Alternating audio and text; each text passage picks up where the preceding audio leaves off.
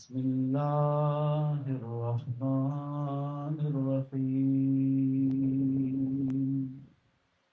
الحمد لله رب العالمين بارئ الخلائق أجمعين الذي لم يلد ولم يولد ولم يكن له كفوا أحد. الصلاة والسلام على أشرف الأنبياء والمرسلين حبيبنا وحبيب إله العالمين الذي سمي في السماء أحمد وفي الأرضين بأبي القاسم محمد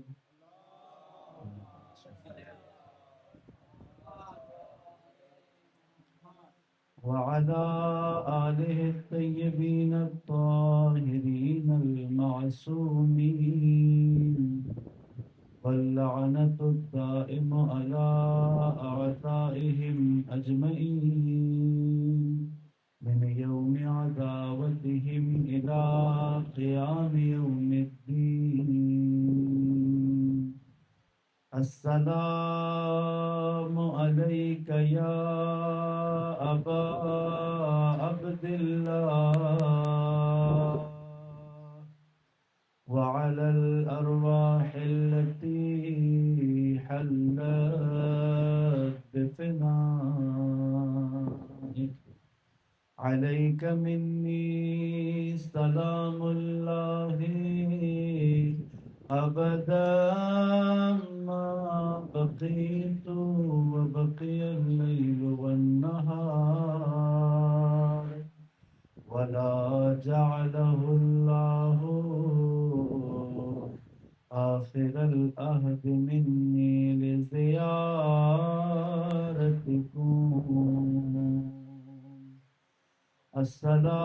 السلام على الحسين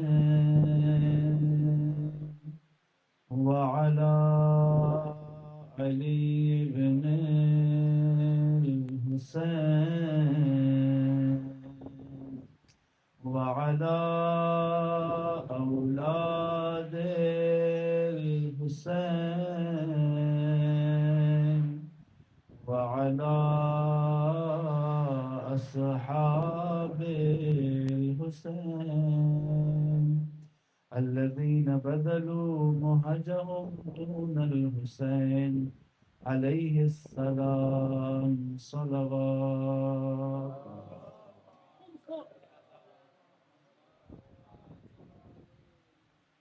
سب سے پہلے اللہ رب العزت میں دست و دعا ہے پروردگار ہماری اس عبادت کو اپنی بارگاہ میں قبول فرمائے، ہمیں اس عزاداری کا بہترین سے بہترین عنایت فرمائے، سید الشہداء کے عزاداروں میں محشور فرمائے.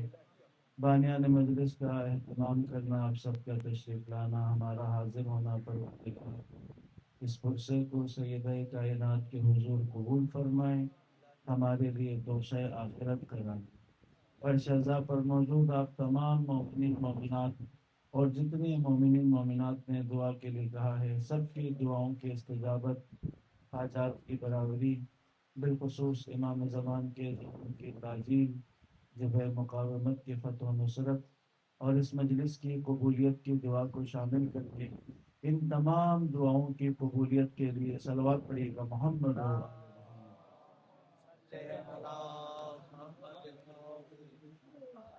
عزیزان محترم، دعا کے موضوع پر گزشتہ مجالس میں آپ کی خدمت میں کچھ عرائض پیش کی گئی. آج اسی موضوع کو آگے بڑھاتے ہوئے سورہ مبارکہ بقرہ کی آیت نمبر 186 سے استفادہ کریں گے، اور آج کے دن کی جو گفتگو ہے جو بنیادی طور پر دعا اور صبر کے عنوان سے ہے، وہ آپ کی خدمت میں پیش کی جائے گی. پھر صلوات پڑھیے گا محمد و آل محمد.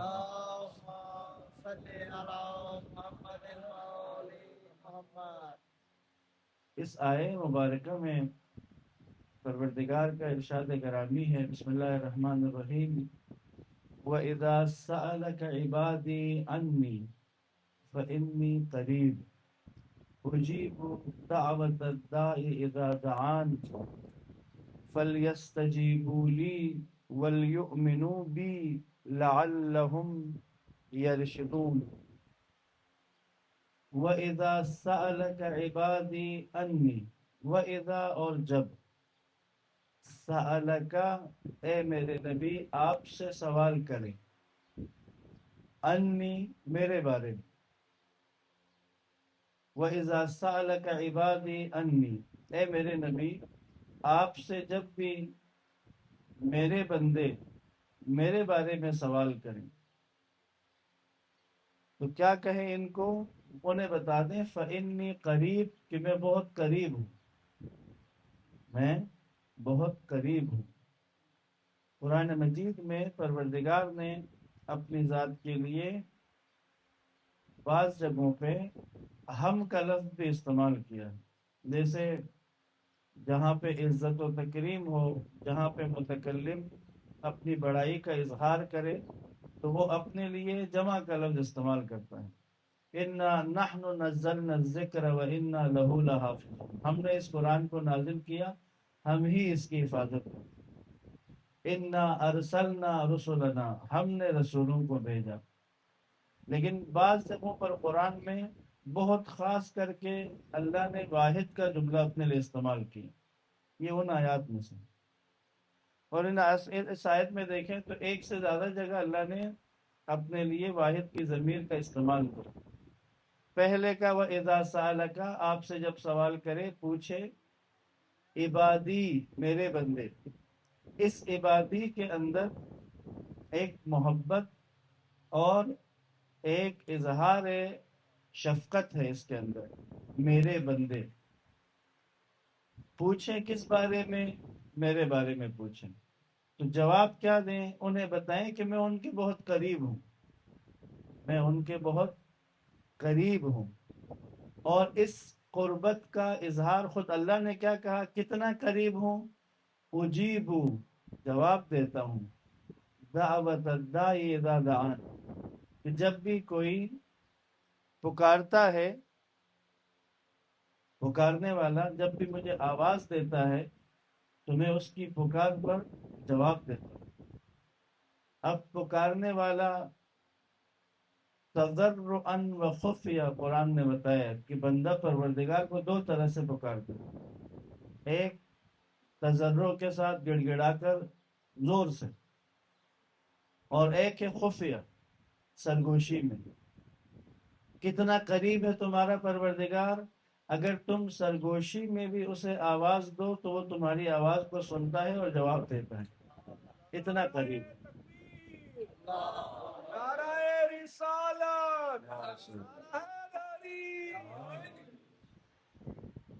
جب بھی تم پکارو تمہارا رب تمہیں جواب دیتا ہے. اب اس کے بعد ایک درخواست کی ہے اللہ نے، ایک تقاضا کیا ہے، ایک فرمائش کی ہے خدا نے. یعنی اے میرے بندے میں تمہارے بہت قریب ہوں، اتنا قریب کہ تم جب بھی مجھے پکارو میں تمہیں جواب دیتا ہوں. اب اللہ نے ایک خواہش کا اظہار کیا، فَلْيَسْتَجِيبُوا لِي اب تمہیں چاہیے کہ جب میں تمہیں پکاروں تو تم بھی جواب دیا کرو. یعنی تم جب بھی مجھے پکارتے ہو میں تمہیں جواب دیتا ہوں، میں تمہاری پکار کو سنتا ہوں، میں تمہاری بات کو پورا کرتا ہوں. فَلْيَسْتَجِيبُوا لِي اب تمہیں بھی انہیں بھی چاہیے کہ جب میں انہیں پکاروں تو وہ بھی میری پکار کا جواب دیں. وہ مجھے پکارتے ہیں تو مجھے حاضر پاتے ہیں، وہ مجھے پکارتے ہیں میں انہیں لبیک کہتا ہوں. لیکن جب میں انہیں پکاروں تو انہیں چاہیے کہ وہ بھی مجھے لبیک کہیں. فَلْيَسْتَجِيبُوا لِي جب میں پکاروں تو انہیں چاہیے کہ وہ مجھے بھی جواب دیں. کیسے دیں جواب؟ وَلْيُؤْمِنُوا بِي مجھ پر ایمان رکھیں، مجھ پر ایمان رکھیں. مان لے کہ ان کا پروردگار ان کے ساتھ ہے، ان کے پاس ہے۔ تو اب اگلا جو جملہ کہا لعلہم یرشدون، تاکہ یہ ترقی کریں، تاکہ یہ رشد کریں۔ اب اللہ نے ترقی کرنے کا رستہ یہ بتایا کہ وہ اللہ کی پکار کا جواب، اگر یہ اللہ کی پکار پر، خدا کی آواز پر لبیک کہیں گے تو ترقی کریں گے۔ یہ ترقی کا راز ہے، ترقی کا راستہ ہے، چاہے وہ ترقی مادی ہو چاہے وہ ترقی معنوی ہو۔ عزیزان محترم، اس آیت میں اور وہ جو معروف آیت ہے ادعونی استجب لکم، ان دونوں میں اللہ نے کہا ادعونی، یا یہاں پر کہا اذا دعوت الداعی اذا دعان، اللہ نے دونوں جگہ کہا کہ میں ان کی بات کو، ان کی دعا کو استجاب کرتا ہوں۔ ادعونی استجب لکم، تم دعا کرو۔ اب استجب کا جو ترجمہ آپ لوگ سنتے ہیں، ہم بیان کیا جاتا ہے، وہ کیا ہے؟ دعا کا قبول کرنا۔ اب یہاں پر معاملہ یہ ہے کہ یہاں اللہ نے کہا کہ جب بھی تم دعا کرو میں دعا قبول کرتا ہوں، اور ہماری زندگیوں میں کتنی ایسی دعائیں ہوتی ہیں کہ جو ہم نے کی لیکن قبول نہیں ہوئی، کتنی ایسی چیزیں کہ جو مانگی لیکن قبول نہیں ہوئی۔ اللہ نے قبول کرنے کا وعدہ کیا ہے، تو جب قبول کرنے کا وعدہ کیا ہے تو پھر قبول کیوں نہیں کر رہا؟ پھر جو ہم نے مانگا وہ دے کیوں نہیں رہا؟ وہ دیا کیوں نہیں جا رہا؟ عزیزان محترم، پہلے ترجمے کے مسئلے کو حل کریں، پھر امام جعفر صادق علیہ السلام نے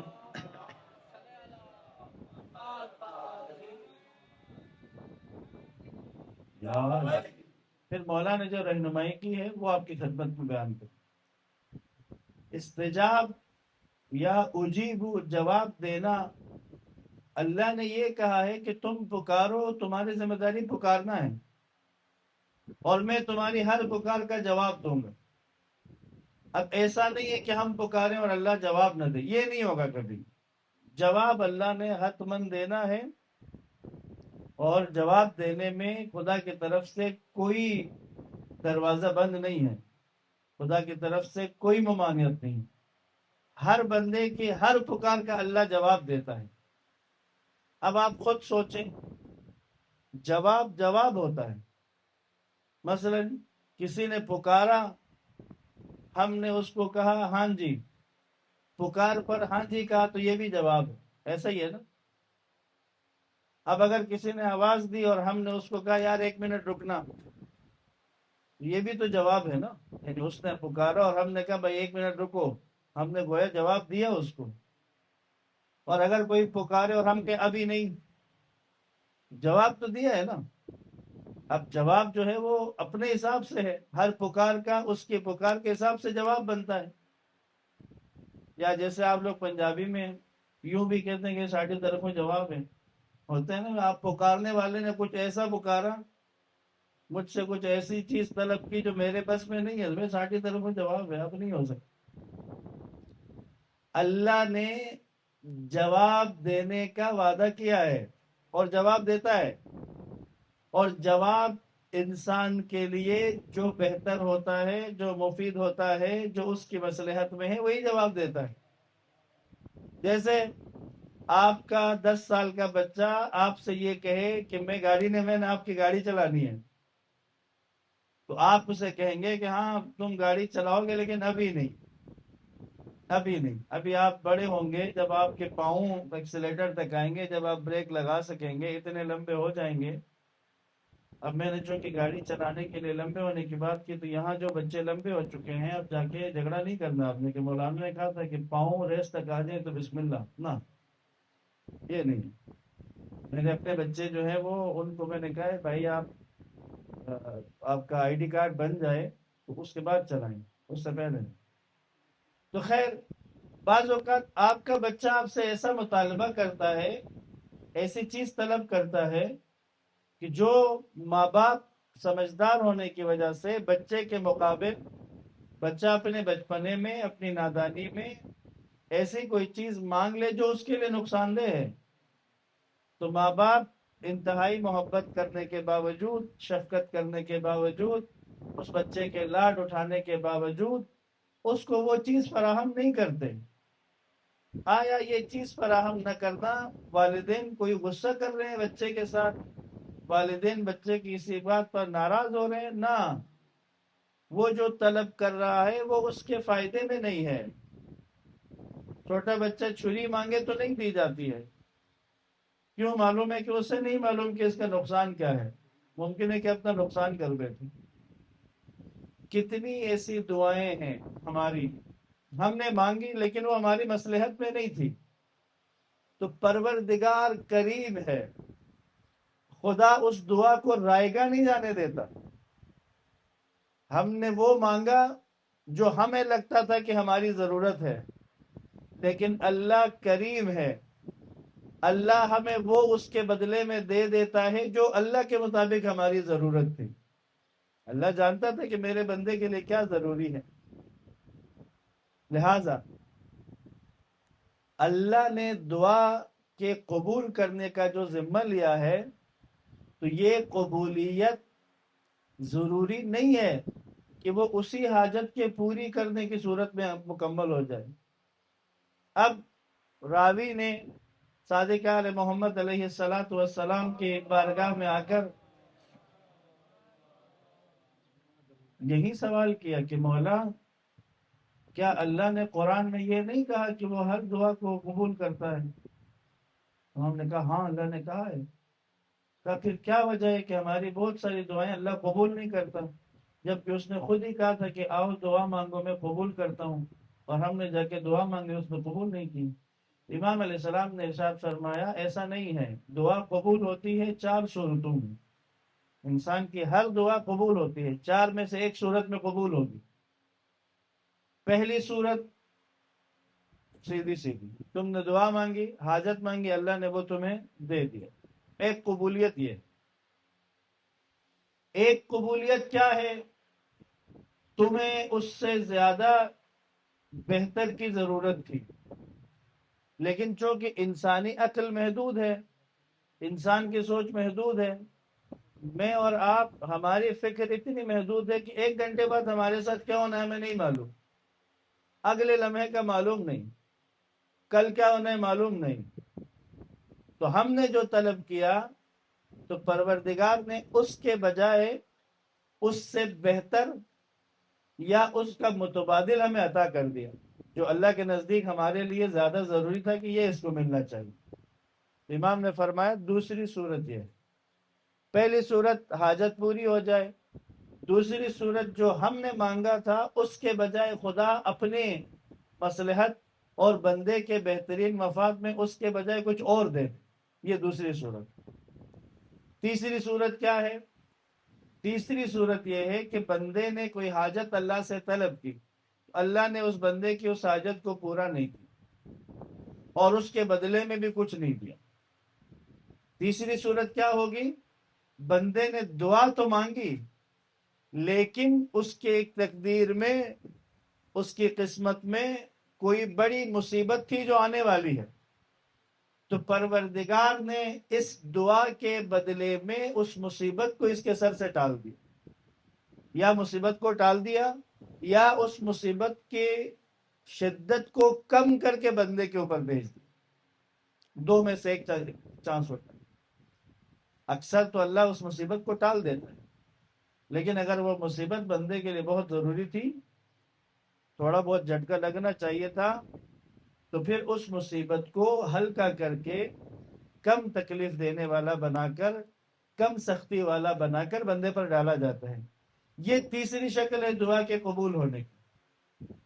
اب 3 شکلیں ہو گئی، ایک حاجت پوری ہو گئی، 2 اس کے بدلے میں کوئی اور نعمت اللہ نے دے دی جو ہم نے مانگی تھی، تیسرا اللہ نے اس دعا کے بدلے میں کوئی مصیبت آنے والی ہمارے سر پہ، ہمارے اہل و عیال کے سر پہ، یا ان لوگوں کے سر پہ کہ جن کے اوپر مصیبت آتی تو اس کا ڈائریکٹ اثر ہمارے اوپر ہی ہونا تھا۔ بعض اوقات ایسا ہوتا ہے کہ آپ کے ساتھ کام کرنے والے افراد کہ جن کے بغیر آپ کا کام نہیں چلنا ہے، آپ کی دعا کی وجہ سے ان پر آئی ہوئی مصیبت اللہ ٹال دے، ورنہ اگر ان کے اوپر مصیبت آئے 4 دن وہ کام پہ نہ آئے تو آپ کا جو نقصان ہونا ہے، آپ نے جو مشکل میں گرفتار ہونا ہے، پروردگار نے مصیبت کے ٹالنے کا وہ دائرہ بڑا ہے۔ بعض اوقات بندوں کی دعاؤں کی وجہ سے علاقوں پر آنے والی مصیبتیں ٹل جاتی، یعنی کوئی زلزلہ آ کے فرض کرے خدا نے خواستہ کوئی بڑی تباہی ہونے والی، اور اس رات فرض کرے بندگان خدا میں سے کچھ لوگ اپنی کچھ خاص حاجتیں اللہ سے مانگ رہے ہیں، مثلا کوئی گھر مانگ رہا ہو، کوئی گاڑی مانگ رہا ہو، کوئی بچے کی شادی مانگ رہا ہو، کوئی کچھ مانگ رہا ہو، اور وہ دیکھیں کہ وہ حاجتیں پوری نہیں ہو رہی اور وہ آگے جنجال کریں، کیس کر دیں خدا پہ مثلا، نعوذ باللہ، جبکہ انہیں پتہ نہ ہو ان کی اس دعا کی وجہ سے اس علاقے پر ایسا زلزلہ آنے والا تھا کہ جو آدھے علاقے کی آبادی کو تباہ کر دیتا، گھر گر جاتے، مشکلات میں پڑ جاتے۔ خدا نے ان کی دعاؤں کے بدلے میں علاقے پر آنے والی مصیبت ٹال دی۔ اگر انسانوں کو شناخت ہو جائے، اگر یہ بات سمجھ میں آ جائے، یہ حدیث چھٹے امام کی، تو کبھی بھی میں اور آپ دعا کے قبول نہ ہونے کی شکایت کریں گے ہی نہیں، کیونکہ ہمیں معلوم ہے کہ نا کسی نہ کسی صورت میں تو ہوگی، کچھ تو ہوا ہے۔ تو یہ ہو گئی 3 صورتیں۔ اب امام نے چوتھی صورت بتائی جو سب سے اہم ہے۔ امام علیہ السلام نے فرمایا بعض اوقات انسان دعا کرتا ہے، اس کی حاجت جو مانگ رہا تھا وہ پوری نہیں ہوئی، متبادل بھی ادا نہیں ہوا، اور کوئی مصیبت آ رہی تھی وہ بھی اللہ نے نہیں ٹالی، مصیبت بھی آ گئی۔ پھر اب دعا قبول کیسے ہوئی؟ پروردگار نے اس دعا کو اس بندے کے لیے اس کے نامہ اعمال میں نیکی کی صورت میں محفوظ کر دیا ہے۔ کیوں؟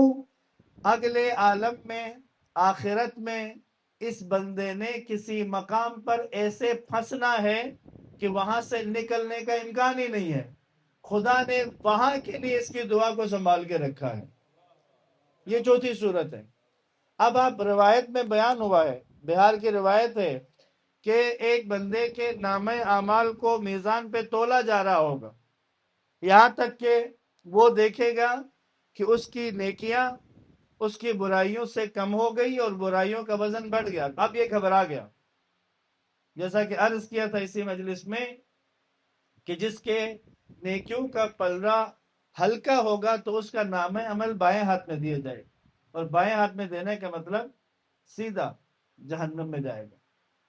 اب جب وہ نیکیوں کو ہلکا اور میزان میں برائیوں کو بھاری دیکھا ہے تو گھبرا جاتا ہے، اور جو ہی گھبراتا ہے تو وہ فرشتے کے جو اس کام پر مامور ہیں وہ فیصلہ کرنے لگتے ہیں۔ تو ایک فرشتہ وہاں پہنچتا ہے، کہتا رکو، اس کی ایک گٹھڑی رہ گئی تھی اعمال کی، اور وہ گٹھڑی لا کر نیکیوں میں رکھ دیتا ہے۔ جو ہی رکھتا ہے تو نیکیوں کا وزن بڑھ جاتا ہے۔ انسان اپنے کیے گئے عمل کو پہچانتا ہے، یہ یاد رکھیں۔ جو ہی اس دنیا سے آنکھیں بند ہوں گی اصلی آنکھیں کھلیں گی، اور قرآن میں ان آنکھوں کے بارے میں کہ جو مرنے کے بعد کھلیں گی فَبَصَرُكَ الْيَوْمَ حَدِيدٌ کہا ہے، آج تیری نظر تو لوہے کی طرح تیز ہے، اس قدر تیز ہوگی، اور وہ انسان کی نظر اپنے ایک ایک عمل کو پہچانتی ہو، برے عمل کو بھی اور اچھے عمل کو بھی۔ یہ جو آپ قرآن مجید میں اور آپ پڑھتے نا فَمَن يَعْمَلْ مِثْقَالَ ذَرَّةٍ خَيْرًا يَرَهُ وَمَن يَعْمَلْ مِثْقَالَ ذَرَّةٍ شَرًّا يَرَهُ، ذرہ بر نیکی بھی انسان دیکھے گا اور ذرہ بر برائی کو بھی اپنی آنکھوں سے دیکھے گا، خود دیکھے گا، اسے معلوم ہے کہ یہ میری نیکیاں ہیں۔ لیکن جس وقت وہ فرشتہ اس گٹھڑی کو لا کے رکھتا ہے تو یہ بندہ جانتا ہے کہ یہ میرے کیے ہوئے عمل نہیں ہیں، یہ میرے کیے ہوئے عمل نہیں ہیں، تو وہ حیرانی کے ساتھ پوچھتا ہے یہ کیا ہے، یہ میرے اعمال میں سے تو نہیں ہے۔ تو اس وقت بتایا جاتا ہے یہ وہ دعائیں ہیں کہ جو دنیا میں تمہاری پوری نہیں ہوئی، یہ وہ حاجتیں ہیں جو تمہاری پوری نہیں ہوئی تھی، اللہ نے اس مقام کے لیے محفوظ رکھا تھا۔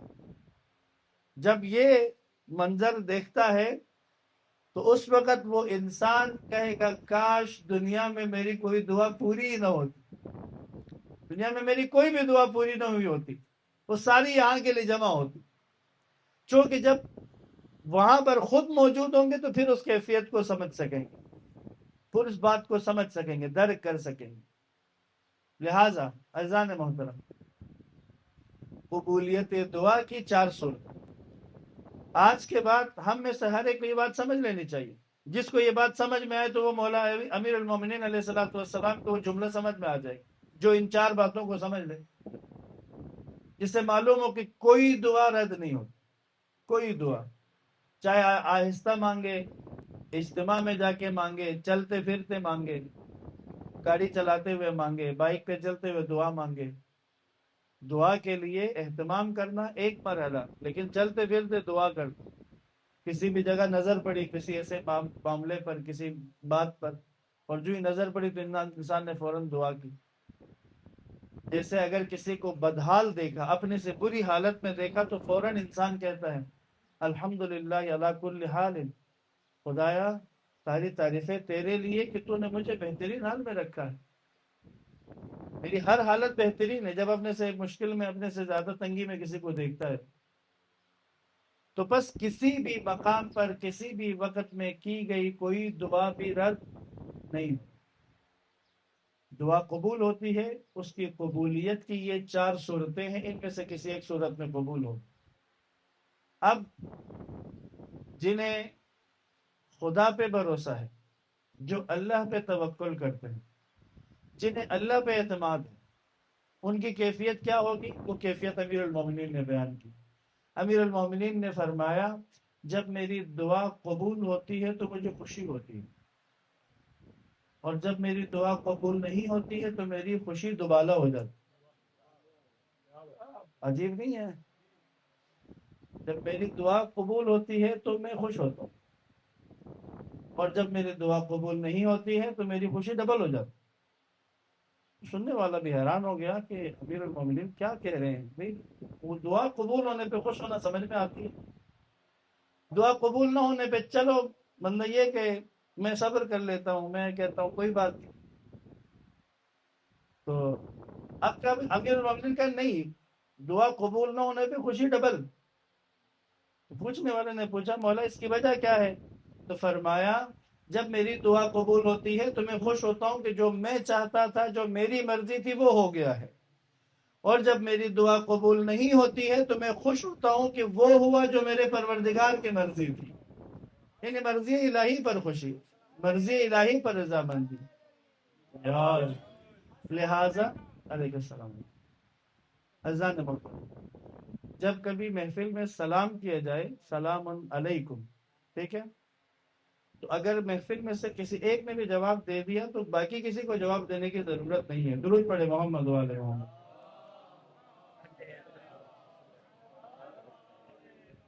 اذان محترم، یہ جو مفہوم دعا ہے، دعا کی قبولیت کا جو چیپٹر ہے، اس میں یہ 4 صورتیں اگر یاد رہ جائیں، بھولے نہیں، ریپیٹ کر لیں، یاد رکھ لیں، تو کہیں پہ بھی کبھی بھی میں اور آپ دعا کے چیپٹر میں مایوس نہیں ہوں گے۔ ہمیں معلوم ہوگا بھئی ہم نے طلب کیا تھا، ممکن ہے کہ ہمارے سر سے کوئی مصیبت ٹل گئی ہو پروردگار نے اس دعا کی وجہ سے۔ بعض اوقات مریضوں کی صحت یابی اور شفا یابی کے لیے بہت ساری دعائیں کی جاتی ہیں، کہاں کہاں دعا نہیں کروائی جاتی، کیسے کیسے دعا نہیں کی جاتی، لیکن مریض جانبر نہیں ہوا، چلا گیا دنیا سے۔ بندہ سوچنے پہ مجبور ہوتا ہے یار اتنی دعائیں، مقامات مقدسہ سے لے کے حوض علمیہ سے لے کے کسی ہر طرح کے نیک و پرہیزگار انسان سے لے کر سب سے دعائیں کروائی تھی، خدا اس کو لمبی زندگی دے، اس کو شفا دے، یہ ٹھیک ہو جائے، لیکن اتنے سب کی دعائیں مل کر بھی مریض نہیں بچا، گزر گیا دنیا سے۔ یعنی یہ ساری دعائیں ضائع ہو گئی؟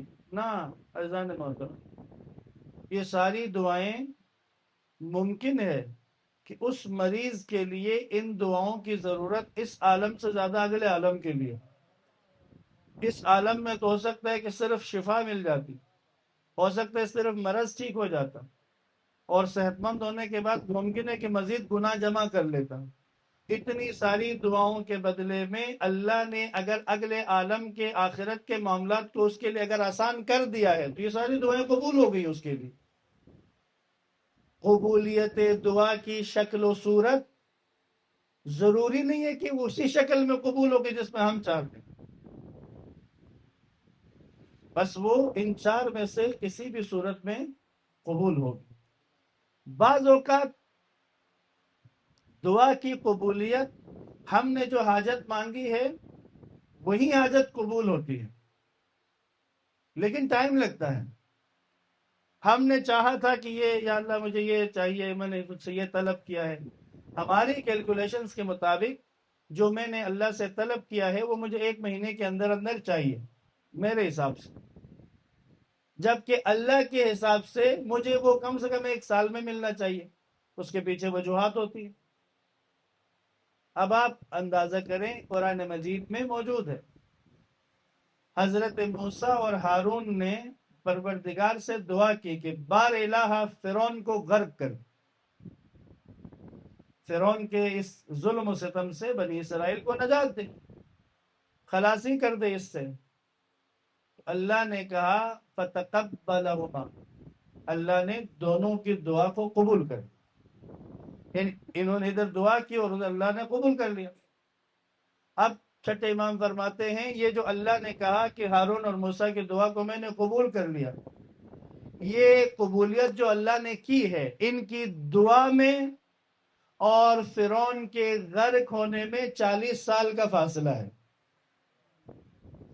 یعنی اس دعا میں اور فرعون کے غرق ہونے میں 40 سال بیچ میں ہے، اور ان 40 سالوں میں ایک دفعہ بھی ان دونوں پیغمبروں نے خدا کو ریمائنڈ کرانے کی کوشش نہیں کی کہ اللہ وہ ایک دعا مانگی تھی آپ کو یاد ہے، فرعون کا غرق ہونا، غرق ہی نہیں ہو رہا۔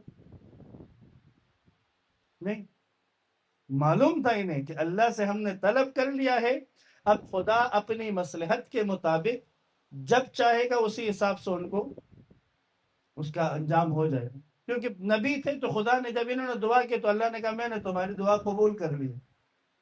ہونا تو یہ چاہیے تھا مثلا زیادہ سے زیادہ مثلا 3 دن میں ڈیلیوری ہو جانی چاہیے تھی، مثال کے طور کوریئر سروس والے کہتے ہیں نا بھائی زیادہ دیر لگی تو 3 دن میں، اب 3 دن سے اوپر تو ہم بھی ٹی سی ایس والوں کو فون کرنا شروع کرتے بھائی ہمارا آئے ہی نہیں، 3 دن ہو گئے آپ کا پارسل آنا۔ تو یہ جو فرعون کے سر پہ عذاب کا پارسل آنا تھا، اور دعا بھی کرنے والے موسیٰ اور ہارون جیسے پیغمبر، صاحب اولو العزم پیغمبر موسیٰ، اور اللہ نے ان کو پیغام بھی بھجوا دیا کہ تمہاری دعا قبول ہو گئی ہے۔ اس قبول ہونے اور فرعون کے غرق ہونے میں 40 سال کا عرصہ تھا۔ یہ جو ڈیوریشن تھا اس دعا کے انجام پذیر ہونے میں، اس ڈیوریشن میں آزمائش تھی دعا مانگنے والے کی کہ صبر کتنا کرتا ہے، ثابت قدم کتنا رہتا ہے، خدا پر اعتماد میں کس قدر متزلزل نہیں ہوتا۔ یہ اہم ہے، دعا کے ساتھ یہ صبر والا سلسلہ چاہیے۔ اور اگر کسی کو خدا کے اوپر یقین ہوتا ہے، بعض اوقات ایسی دعائیں قرآن نے ذکر کی ہوئی، کچھ دعائیں مانگنے والے پہ ایک دفعہ انسان بھی پریشان ہو جائے کہ یہ کس وقت کیا کہہ رہا ہے۔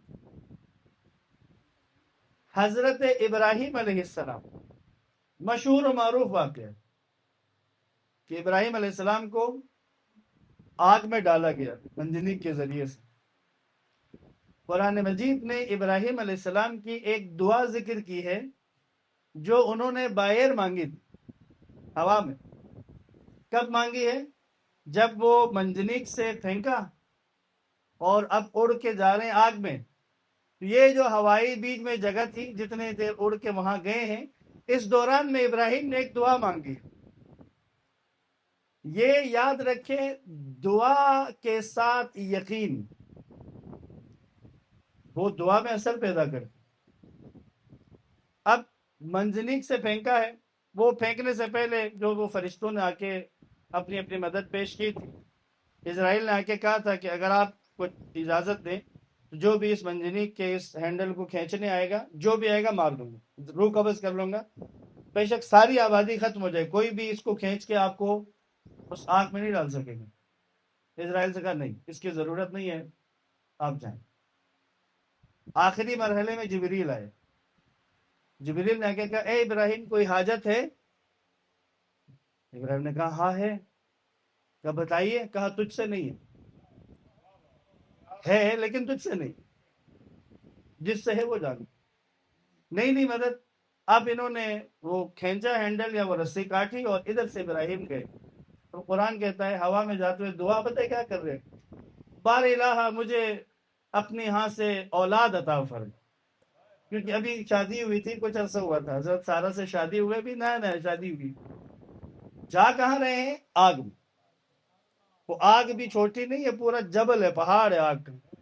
وہ اتنی بڑی آگ تھی کہ قریب جا کے پھینک نہیں سکتے تھے، اس لیے وہ منجنیق سے ڈال کے پھینک رہے ہیں، قریب جا نہیں سکتے، 1-2 کلومیٹر دور سے پھینک رہے. اور یہ ہوا میں جاتے ہوئے دعا کر رہے ہیں، بار الہ میں تجھ سے اپنے لیے صالح اولاد کی دعا کرتا ہوں. اچھا، ایسے موقع پہ صالح اولاد کی دعا آگ میں جاتے ہوئے کہ جس میں جاتے ہی جھلس جانا ہے، کون کرے گا یہ دعا؟ جس کو پروردگار کی قدرت کا یقین ہوتا ہے، جس کو یقین ہے کہ وہ ان اللہ علی کل شیء قدیر ہے. جس کو قدرت الہی پہ شک ہوگا تو وہ دعا کے بارے میں بھی مشکوک رہتا ہے، پتہ نہیں پوری ہوگی نہیں ہوگی. نہیں، اگر تمہیں معلوم ہے کہ وہ ان اللہ علی کل شیء قدیر ہے، اگر تمہیں معلوم ہے، تمہیں اس بات کا یقین ہے کہ اگر وہ کسی چیز کا ارادہ کرتا ہے، اذا اراد شیئا ان یقول له کن فیکون، تو اس کے ایک کن سے ہر چیز وجود میں آتی ہے. جب اس بات کا یقین ہے تو تم دعا کے اوپر مطمئن ہو جاؤ. اگر تمہاری حاجت پوری نہیں ہو رہی تو پھر بھی اطمینان میں کمی نہیں آنی چاہیے. سمجھ لینا چاہیے 4 میں سے کوئی ایک صورت ہو چکی ہے، کوئی مصیبت ٹل گئی ہے. لہٰذا عزیزان محترم، قبولیت دعا کی یہ 4 صورتیں ذہن میں رکھیں.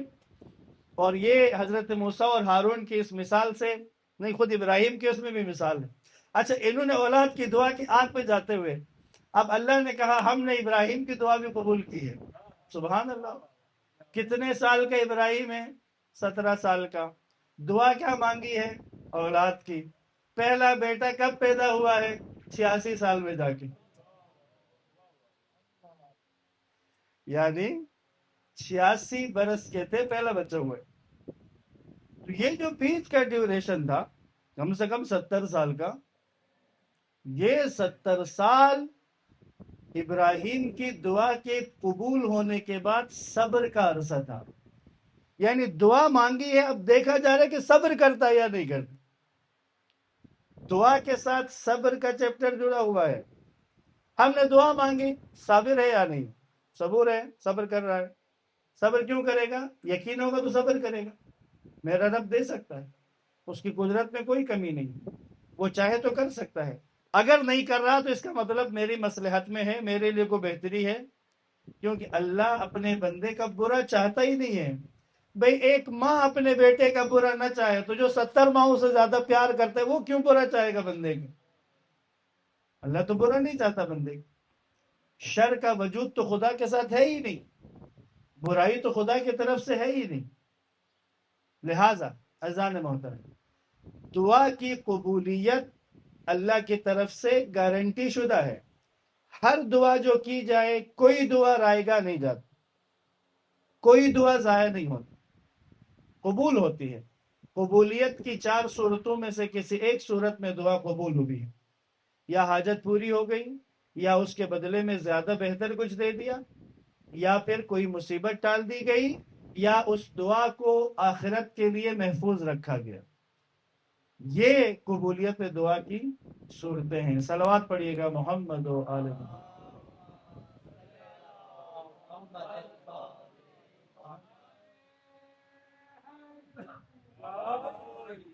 پھر صلوات پڑھیے گا محمد.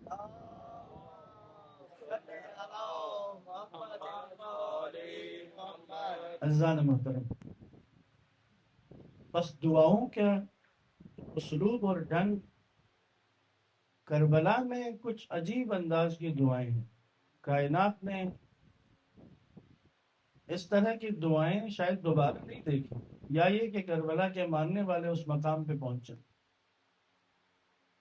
شب عاشور کربلا کی مائیں اپنی اولاد کی زندگیوں کی دعائیں نہیں مانگ رہی تھی.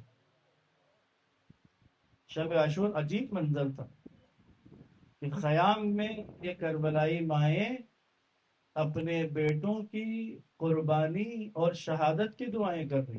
کل میرا لال حسین پر قربان ہو جائے، پہل کرے قربانی۔ اذان محترم، آج ذکر کریں، گریہ کریں ان دو شہزادوں پر کہ جن کی ماں نے کربلا سے شام مدینہ پہنچنے تک جن پہ گریہ نہیں کیا، اور محمد کا تذکرہ کریں۔ جس وقت مدینے سے امام حسین نے نکلنے کا، خروج کا ارادہ کیا، جناب ثانیہ زہرا بھائی کے پاس پہنچی۔ کہا بھائی آپ نے جانے کا ارادہ کر لیا مدینے سے؟ کہاں بہن، مدینہ چھوڑنا پڑے گا۔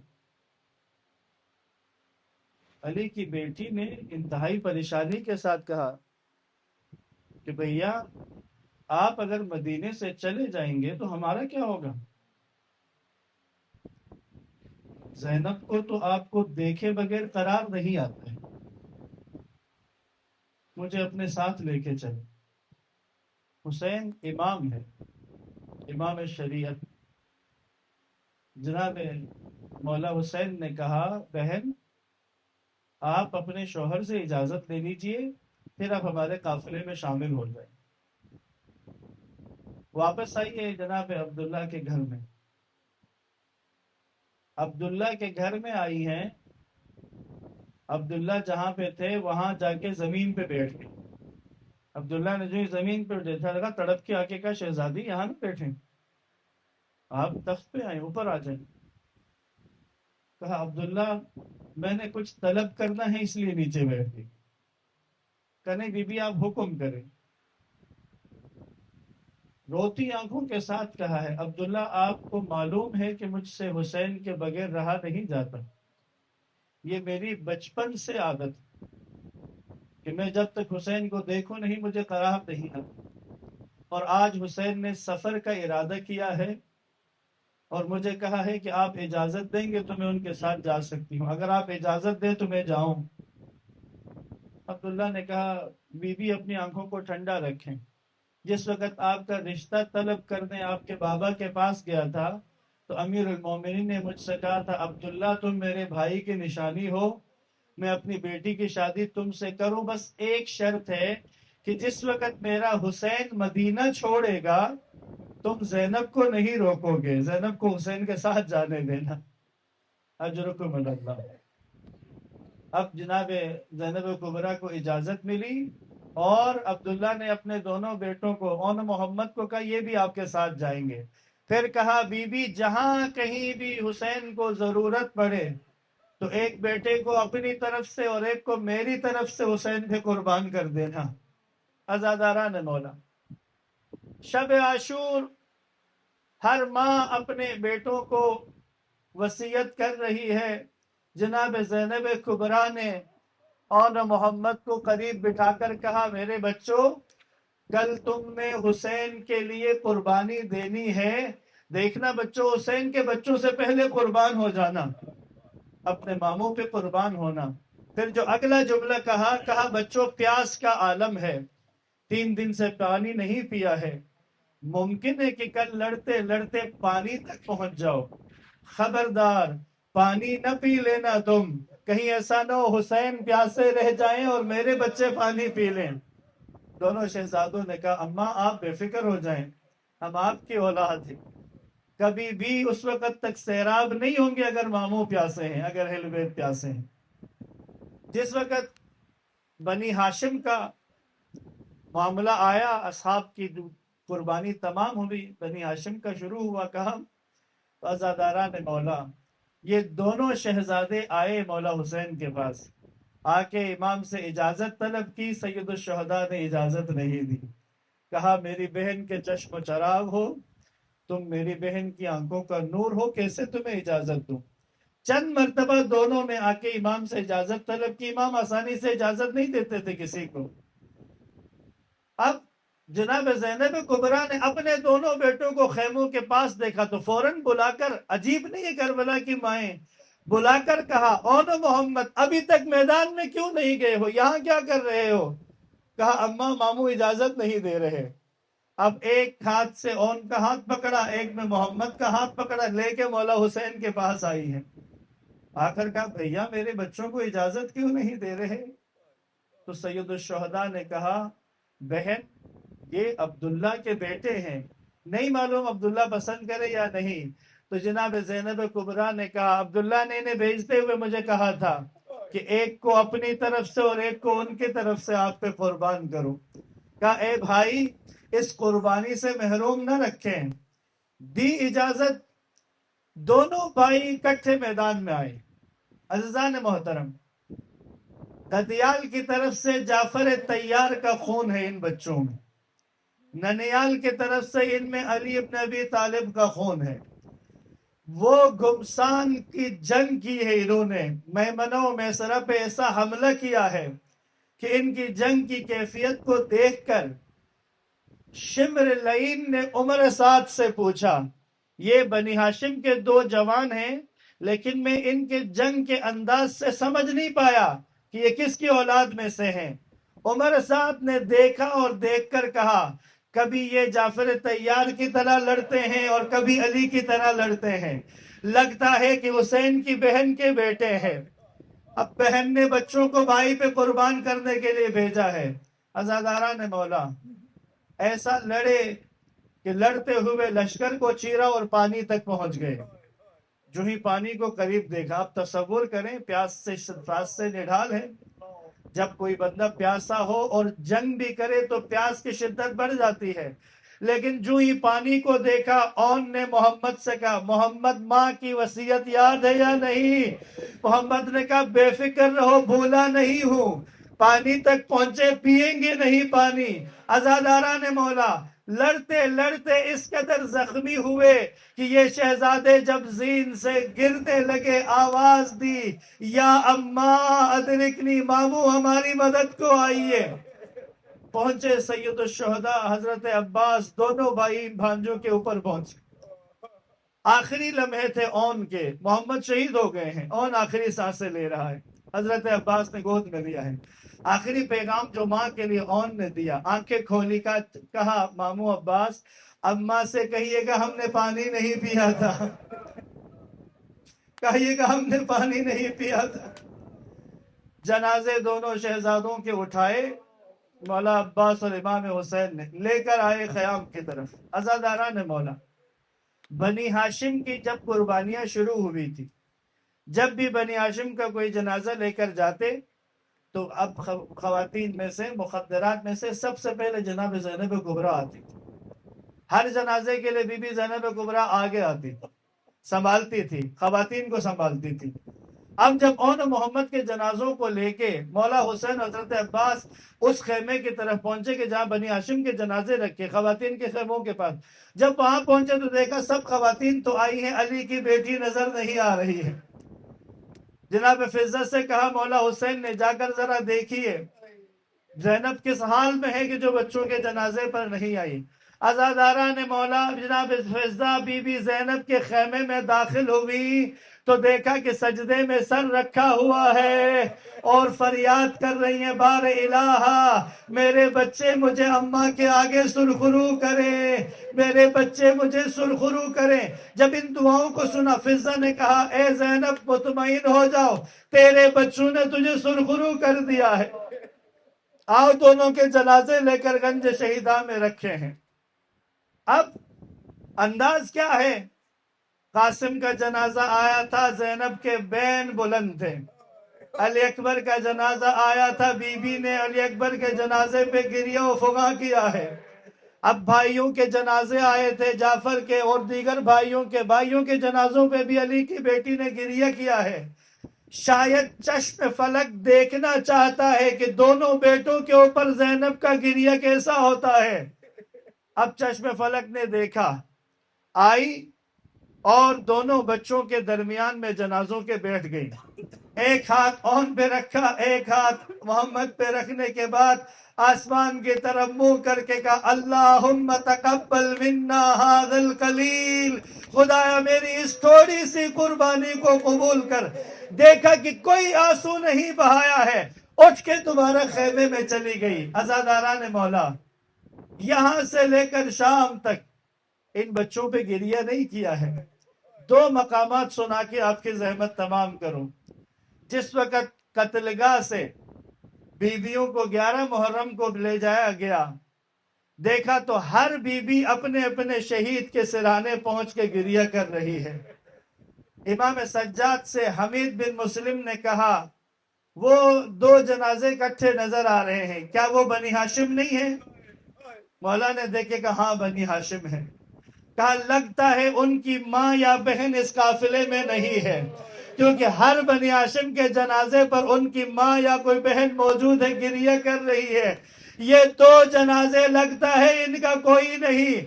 مولا سجاد نے کہا نہیں، یہ اون محمد کے جنازے ہیں، ان کی ماں فقط حسین پر رو رہی ہے۔ آخری جملہ ختم کروں آپ کی زحمت۔ پورے سفر کے دوران اپنے بچوں پہ گریہ نہیں کی، واپس مدینہ آ گئے۔ مدینہ پہنچ کر بھی حسین کے گھر میں زینب رہی ہے۔ کچھ وقت گزرا، جناب عبداللہ ابن جعفر نے آ کر مولا امام سجاد سے درخواست کی، کہا مولا اگر آپ اجازت دیں تو جناب زینب کو کچھ دیر کے لیے گھر لے جاؤں، کچھ لوگ افسوس کرنے کے لیے گھر بھی آ رہے ہیں، ان سے ملنا چاہتے ہیں۔ اب جناب زینب کو مولا سجاد نے کہا پھوپھی اماں آپ کچھ وقت کے لیے ذرا اپنے گھر تشریف لے جائیں۔ اب چونکہ حکم امام تھا، جناب زینب عبداللہ کے ساتھ گھر کی طرف چل پڑی۔ عزاداروں کہیں پہ بھی اون محمد پہ گریہ نہیں کیا ہے۔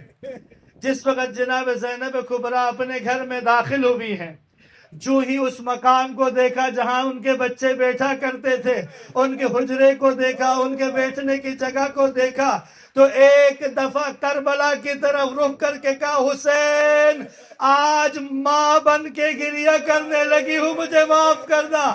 آگے بڑھ کر دونوں بچوں کے لباس سینے سے لگائے، لگا کر کہا اون محمد ماں کو معاف کرنا، حسین پہ گریہ کروں گی تا عمر، بس یہ تھوڑی دیر کے لیے تمہیں فرصت دیتی ہوں۔ الا لعنت اللہ علی القوم الظالمین۔